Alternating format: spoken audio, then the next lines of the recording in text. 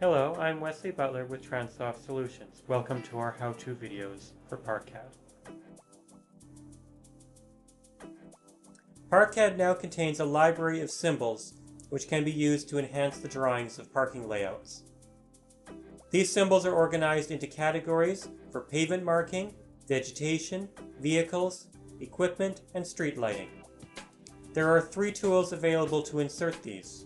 The first of these is Insert Symbols Along Geometry, which allows inserting a given number of symbols along a line from a drawing.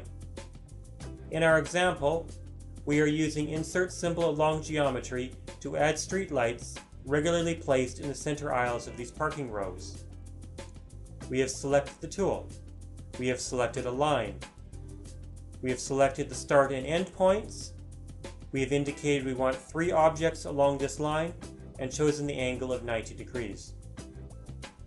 We are doing the same thing now on the middle row. First select the line, then select the extents of the placement, and the other settings are the same as previously. Finally, we are adding street lights on the 3rd row. We can also use this tool to add hedges to the perimeter of the lot. First, I am selecting Hedge from the category for Vegetation. Select the perimeter line, and then we can experiment with a different number of symbols.